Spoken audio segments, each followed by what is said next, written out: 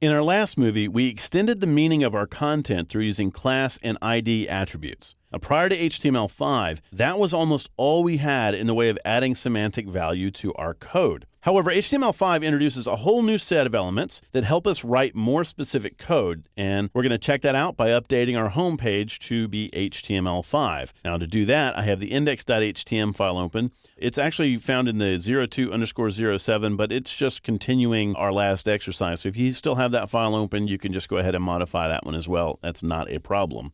Now, a little bit about HTML5 before we start. I know a lot of people are saying, okay, is HTML5 ready? Can we go ahead and use this as of this recording? I'm recording this early in 2012. The answer is yes, we certainly can. We most certainly can use HTML5, especially the semantic elements. Maybe some of the more complicated API stuff like Canvas and things like that, you might want to wait until it matures a little bit more within the browsers.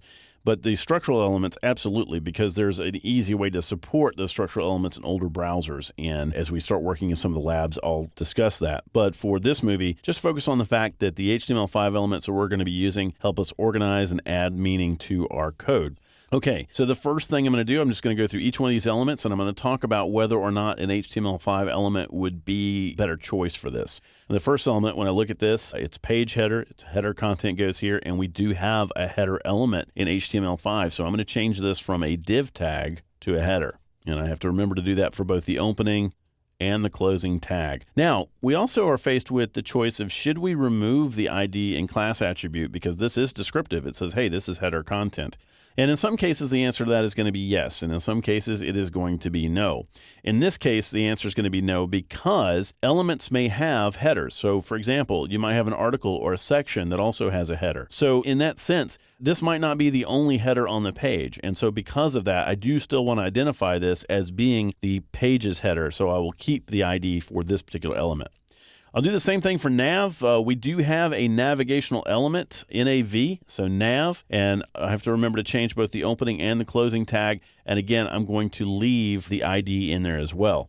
Now, the two elements that we've used so far, header and nav, they're very descriptive in terms of what type of content that is. This is the header of the container that I'm inside of. Navigation says this is a navigational aid, some type of menu, some type of construct like that.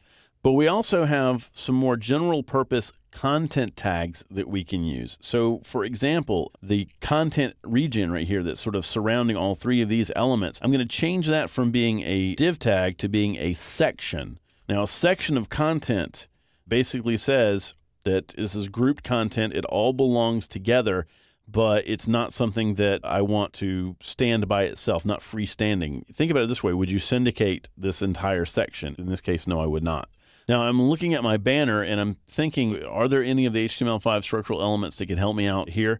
And the answer to that is no. Sometimes div is exactly the right choice. In this case, I just need a generic grouping of content to say, hey, this is a banner. It doesn't need to be any specific section. It doesn't need to be an article, that sort of thing. That's the other thing that I need to point out about these HTML5 structural elements is that if you look at this page as a table of contents, as maybe as an outline that you could create, each of those particular tags creates a node within that outline or, an item in the table of contents. The banner, it's not important enough for that. I don't want it to do that. So in this case, I'm using sort of a generic div tag for that. Now for the home article content goes here. That sort of gives away the tag I want to use for that. I'm just going to use article. Now the article element, what that does is it basically surrounds a grouping of content that can stand on its own, that if it was read all by itself or syndicated by itself or exported out by itself would make sense and would just live on its own outside of this page. In this case, this article certainly would do that, so I'm going to choose article. Now, I'm going to make another change here. Now, I'm going to keep that ID, but the element below it, this sidebar, we have a brand new element that isn't necessarily called sidebar. It's called an aside, and I'm going to replace not only the div tag itself, but the ID as well with just a generic aside tag. All right, so what is an aside? Well, an aside tag is related content. It's content that relates to siblings within its container. So in this case, because this article and the aside are inside this section, it's basically saying that this content in the aside relates to this article content without actually being a part of the article. Now, we could, if we wanted to, give it an ID. It wouldn't hurt to say, sidebar or related content or something like that. But in this case, I think the aside works all by itself without having to necessarily need an identifier for it. And as you can tell, a lot of these are judgment calls. Now, the next thing I'm going to do is I'm going to go down to my very last div tag, and I'm going to replace it with a footer. Once again, because different articles and sections can have footers, so we might end up with, depending on how complex our page gets, we might end up with multiple footers. So I'm going to keep that ID on there as well. All right, I'm going to go ahead and save that page.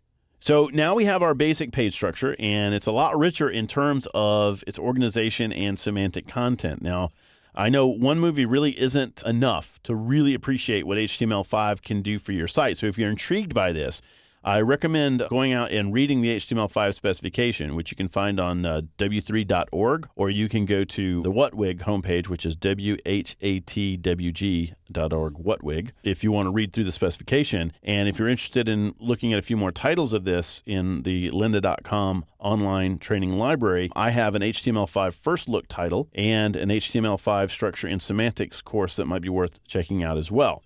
All right, so in our next movie, we're going to finish up by taking a closer look at how page structure and layout relate to each other as we explore building the internal structure of our page.